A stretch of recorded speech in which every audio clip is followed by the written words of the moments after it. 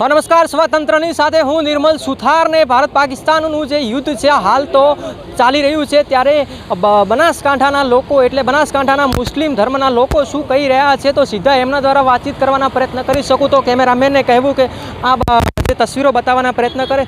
શું નામ છે આપનું? પહેલાં તો સાજિદ મકરાણી મારું નામ છે. તો શું કહેશો જે અત્યારે જે યુદ્ધ ચાલી રહ્યું છે જે ભારત પાકિસ્તાનનું? સૌથી પહેલાં તો હું ભારત દેશની સેનાને જય હિન્દ કહું છું.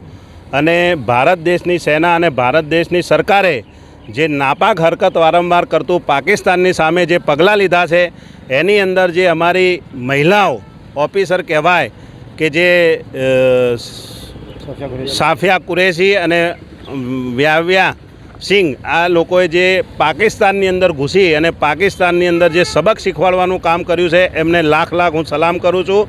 અને પાકિસ્તાનને લઈને આજે અમારો મુસ્લિમ સમાજ તમામ એકજૂટ થઈને આ ભારત દેશની સાથે ઊભો છે અને પાકિસ્તાનને કહેવા માંગે છે કે વારંવાર તમે જે નિર્દોષ લોકોના જીવ લો છો અને નિર્દોષ લોકોને જે વારંવાર અમારા બહેનોને પોતાનું સિંદૂર ગુમાવવાનો વારો આવે છે, તો આજે અમારા પ્રધાનમંત્રીએ અને અમારા દેશના તમામ રાજકીય પક્ષો એક સાથે થઈ અને ઓપરેશન સિંદૂરનો જે અમલમાં લાવી અને જે પાકિસ્તાન ઉપર એટેક કર્યો છે અને પાકિસ્તાનને જે જડબાતોડ આજે અમારી સેના જવાબ આપી રહી છે, એ સેનાની સાથે અમે તમામ મુસ્લિમ સમાજનો ઘરમાંથી એક એક વ્યક્તિ, અમારી બહેનો, અમારા ભાઈઓ તમામ ઊભા છીએ. અને આ દેશની સરકારને પણ કહેવા માંગીએ છીએ કે જ્યારે દેશની બોર્ડર ઉપર મુસલમાનોની જરૂર પડશે, સૌથી પહેલાં મુસલમાન એક ફોલાદની જેમ થઈને ઊભો રહેશે. અને આ દેશની સેનાને પણ અમે કહીએ છીએ કે તમે આ દેશના વીર સપૂતો છો અને સામે પાકિસ્તાનને ભૂકા બોલાવી દો, એનું નેસ્તો નાબૂદ કરી દો, એનું નકશામાંથી નામ મટાવી દો કે જેથી કરીને ભવિષ્યની અંદર કોઈપણ દેશ હિન્દુસ્તાનની સામે આંખ ઉઠાવવાની કોશિશ ન કરે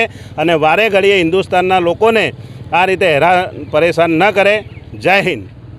તો જે અહીંયા બતાવવાના પ્રયત્ન કરીશું. શું નામ છે મોટાભાઈ તમારું? મારું નામ મોહમ્મદ તૈયબ છે. તો શું કહેશો જે આ યુદ્ધને લઈને?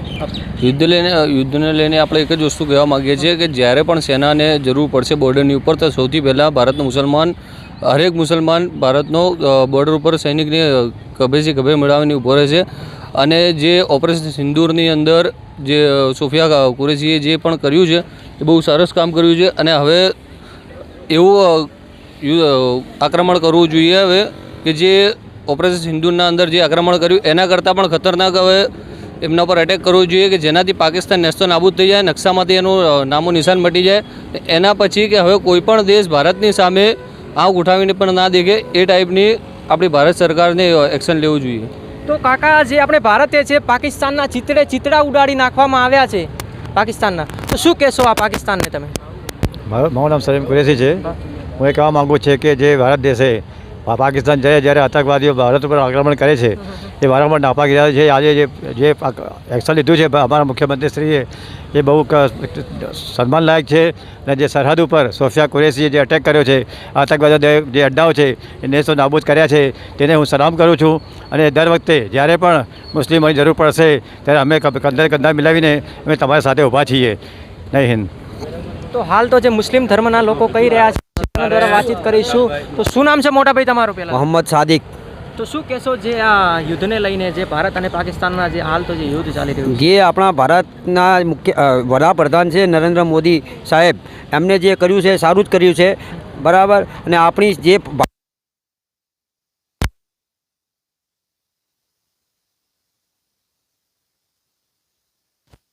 કરવો જોઈએ અને પાકિસ્તાનને નેસ્ત નાબૂદ કરી નાખવો જોઈએ.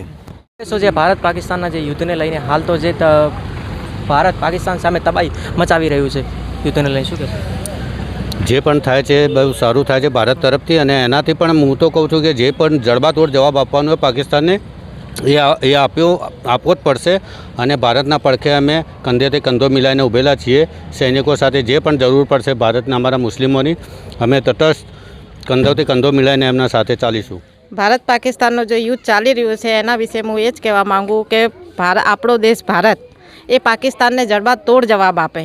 અને આપણી સેનાને પણ લાખો સલામ છે. ને આપણી સેનાની જે 2 આર્મી મહિલા અધિકારી છે જે એને સાબિત કરી મૂક્યું છે કે મહિલાઓ પણ ભારત દેશમાં આગળ છે.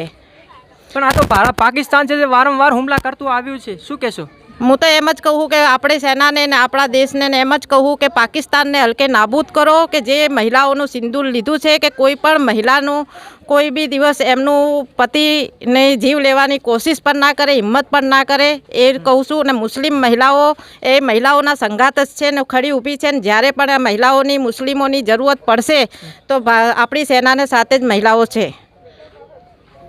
તો જે આ સિંદૂર છીનવવાનો પ્રયત્ન કર્યો પાકિસ્તાની આતંકીઓ દ્વારા, પાકિસ્તાને આતંકીઓ દ્વારા જે સિંદૂર છીનવાની કોશિશ કરી છે તો આપણે આપણા સેનાથી ને અમે મુસ્લિમે આક્રોશ કરીને એમ કહીએ છીએ કે એનું નામો નિશાન મિટાઈ દેવા જોઈએ અને પાકિસ્તાનનું નામ પણ ના રહેવું જોઈએ. કેમ કે જે એમને કર્યું છે કે જે મહિલાઓનું સિંદૂર છીન્યું છે, જેમને પતિ વગરના કર્યા છે, જેમના બચ્ચાઓને બાપ વગરના કર્યા છે, અતીમ કર્યા છે, તો એ બીજી વખત કોઈ દિવસ એમને જીવ લેવાની હિંમત પણ ના કરે એવું પાકિસ્તાનને જવાબ આપવું જ જોઈએ. ને આપણી સેનાથી બી મારું એ જ કહેવાનું છે કે એમને હલકે એવો જવાબ આપો કે કોઈ દિવસ કોઈ નિર્દોષોના જીવ લેવાની હિંમત પણ ના કરે. હાલ તો જે મુસ્લિમ ધર્મના લોકો કહી રહ્યા છે કે પાકિસ્તાનને જડબાતોડ જવાબ આપવો જોઈએ અને આવું એક નહીં પણ 1000 વાર આવા પગલાં ભરતા પાકિસ્તાન વિચાર કરે. તો આવા દરેક એપિસોડ જોતા રહો સ્વતંત્ર પર. મળશું નવા એપિસોડ સાથે. ધન્યવાદ.